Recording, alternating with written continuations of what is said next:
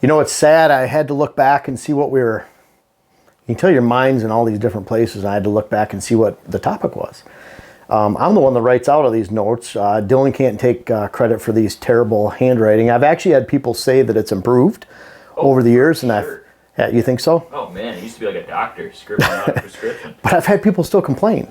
So I had someone just in the last month say that I should have someone else write all these notes. But I don't think people realize I just make it up as I go along. So it's not like I can tell you what to write. Yeah. I'm just making all this stuff up. So, but anyways, how to hunt in December. And I want to read this letter I got from Danny. I think Danny said, I think he's 14 years old. Is that what Jen said? I think so. But Danny hunts in northern Michigan. He's asking how to hunt.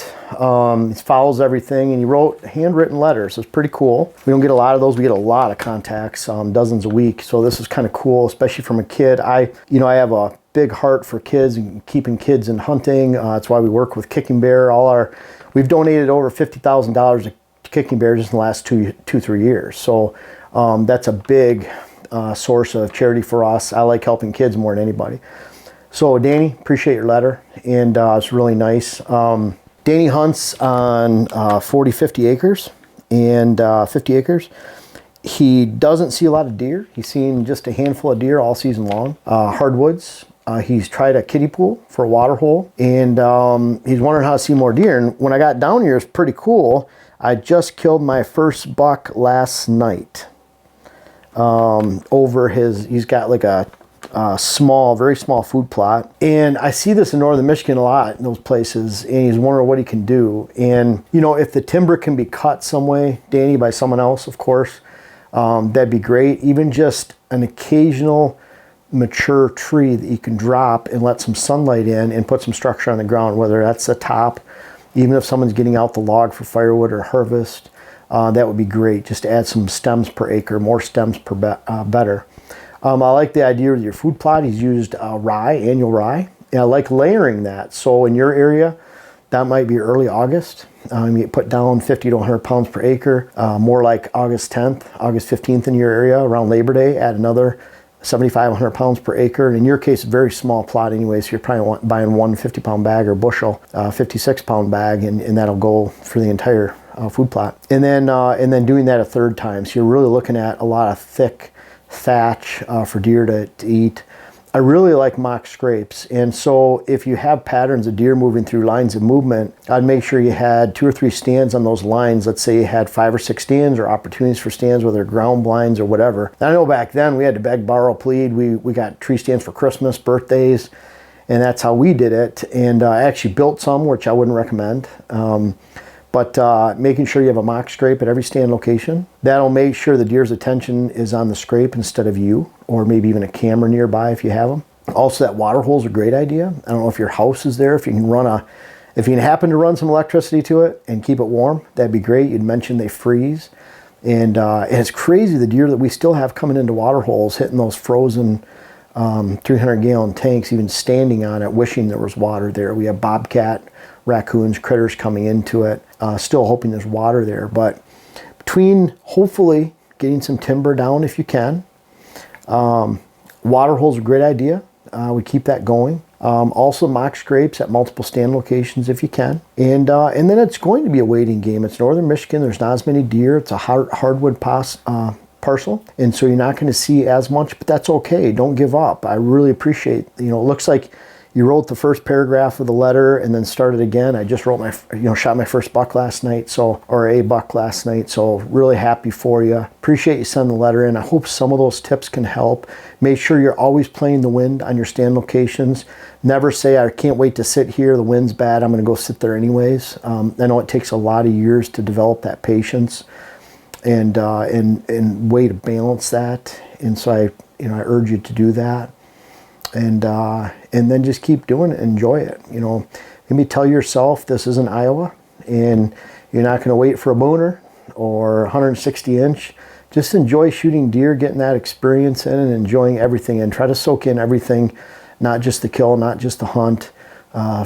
Focus on those squirrels, any grouse that you see, rabbits, sunrise, sunset, even the noise going through the trees. Those are the things that now that I'm in my 50s that I really appreciate. I always have, but the woods talk to you. Listen, they'll tell you a lot. You'll get to learn a lot. Great time to reflect on stand. So appreciate it, Danny. Hope those things help. How to hunt in December. This might help you too, Danny. But concentrated pockets of deer. When it gets into December, there's a lot less food and cover to go around. So you're really hunting those pockets. Now, if you have deer in the area, they'll leave a lot of sign. They'll leave a lot of sign on the edges. We used to look at deer running from ag going into a woods. We'd actually drive around looking for where those tracks were because not all the woods had deer in them at that point. And so when we were hunting the thumb area, it was flat and small wood lots. We wanted to know where the deer were going in. And they were very careful about sitting on a fence row, sneaking as close as we could where we wouldn't. I remember my buddy Mike, who shot a nice buck in Minnesota just a couple weeks ago on our farm here. We sat like back to back on some chairs, and if it comes out here, you shoot. If it comes out here, I think we both counted down and shot at the same time. But that's what we do, wait for the deer to come out in the evening because they're concentrated at that time. That doesn't always mean you're going to see some sign. And what I mean by that, like in the thumb area, we might add deer run into a woodlot that we couldn't see or access, and they were coming out because we knew they were going towards a viable food source in the snow. And there wouldn't have been sign because they're in that woodlot. They're coming out on the opposite side where we can actually hunt.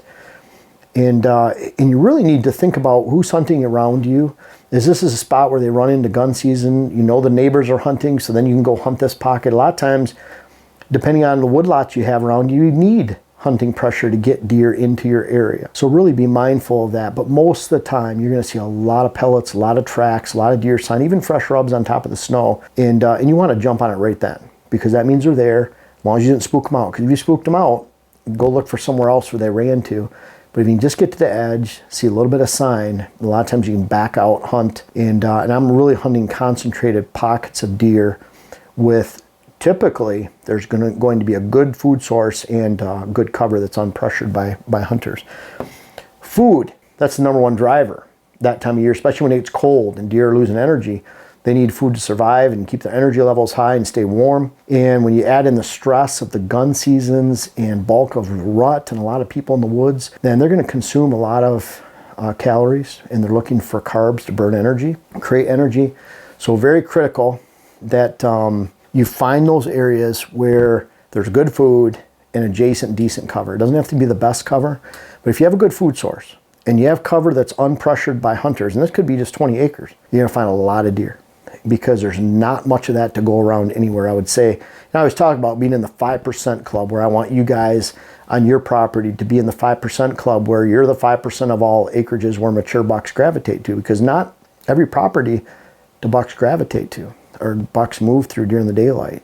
So many hunters overpressure their food plots, their habitat, where they hunt, parking areas in public land, natural walkways in public land. You really want to find those pockets where it's unpressured. But when you find those, and it's in December, you're going to find a lot of deer and you're going to find a lot of potential for success. So try to find those. When I say food afternoon, that means if you go in there in the morning, you're spooking out the deer, they're not coming back. They're probably coming, so you're spooking them out before daylight. So like Dylan and I, we're going to hunt a late season food source tonight, and we're going to sit on that, and hopefully the deer come into the food sources and we can see if there's nice buck coming in. As we go into the second rut and well into December, then you know that there's something coming out there as long as the food's there. But if our food's gone, those deer are gone too. So find food, sit in the afternoon, get into a spot where you can ambush them, and you can get out quietly too. So that's really important. Get in at 3 o'clock in the afternoon. It's getting dark at 5, or 3 o'clock is getting dark at 6. I usually like to sit about 2.5 to 3 hours. You'll find that last hour is critical, so I want to get in well before then. A lot of times those little young ones, fawns, will come out. So I want to get in there well before that time, at least a 3-hour set, 2.5 hours at the very least. And then we're waiting, and then you have to be able to get out because I want to be able to hunt another day, hunt another time. If you keep spooking those deer off that food source, they're not coming back sometimes for 2 or 3 weeks, or at least during the daylight. Very careful with that. So afternoon hunting on food is a priority. Never think I'm going to go in there in the morning, unless it's a second rut, which are some great morning bedding stand opportunities. But even then, you want to keep those separate. You're hunting here in the morning, you want to make sure it's not spooking out your evening hunt, because they're both very good opportunities during the second rut. But especially when it gets into non-rut time in December, you're making sure that And that could be early December for you down in Missouri or Arkansas, Tennessee, West Virginia, Kentucky. That could be more like early December because the rut's not going to start, second rut's not going to start till mid-November, 10th of November, and then the end of November, or end of December, sorry, early December and end of November. But you're focusing more on early December and end of December because of more of that middle of the rut. And that's where you want to stay away from those morning stands so you don't spook out deer, and you're just really trying to navigate and manage that evening, afternoon sit opportunity. And then, of course, weather. The weather works summer, fall, spring to predict good whitetail movement. When it comes to winter weather, whether that's right before the winter begins or during winter, could be end of November, mid-November, get winter weather. But when you have that winter weather, deer focus on food, they focus on that cover, and what you're looking for are changes. So you might have bitter cold. Like in our area, bitter cold might be mornings in the single digits, teens, warming up to 20, 18.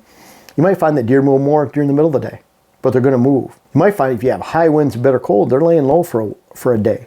Like a blizzard coming through, they're laying low for a day and a half, big storm like that. Then you get those moderating temperatures on the backside, they'll move like crazy. If you get calm and cold, they'll move. A lot of times they have a hard time moving. They're kind of nervous when it's really windy. As soon as the conditions calm a little bit and it's cold, they're going to put the feed bag on and then look for those little warm-ups like today where we have 34 or 37 degrees. It's at a high of 18. And we're going to look for those deer to really move this evening in more moderate conditions. We still have a little bit of wind, which is good, but it's not the 40-mile-an-hour gusts that we had on Saturday just 2 days ago.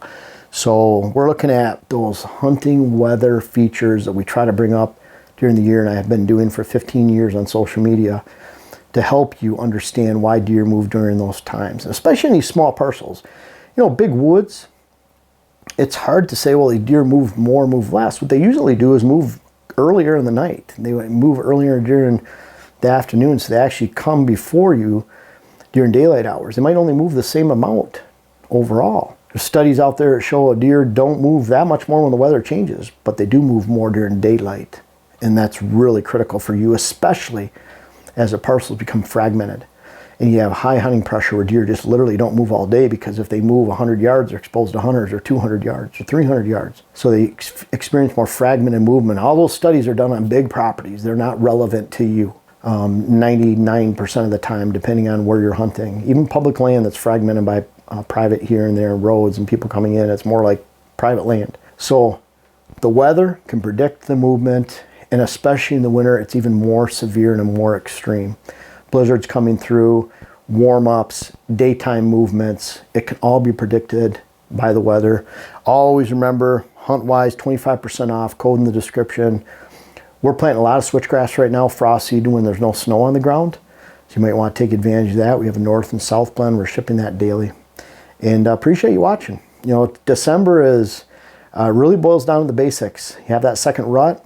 You get to experience a little bit of the whole season all in December, except deer concentrated, easy to find, and I hope you have a great hunt in December. Some of my favorite time, going back to Danny's age, thinking back and hunting, some of my fondest memories are hunting during snow, during December, even early January, and the last day or two of the season in Michigan. And I hope you get to experience that because December is a great time to hunt. I hope you guys still have some hunt left in you. And Danny, I hope you have another buck tag, and that you guys can find some great success this December. I urge everyone out there to really check out my web classes. They've been wildly successful. We have one that details how you should design your land, another one that details how you should plant and maintain and manage a food plot program. How can you make those decisions that fit your land specifically and not someone else's? Unfortunately, there's so much information in the hunting industry that says you should do this, but it doesn't apply to you. These web classes directly apply to you. And then we have our third web class that came out last year, our rut web class, navigating the entire rut. And then we have our fourth one coming out, which is hunting hills and thermals. I urge you to check those out, try the web classes, and they're all about teaching, helping you understand how you can navigate, not only managing your property, food plots, and the rut, but also hunting strategically, hills, thermals, and wherever you pursue whitetails for your dream and your passion.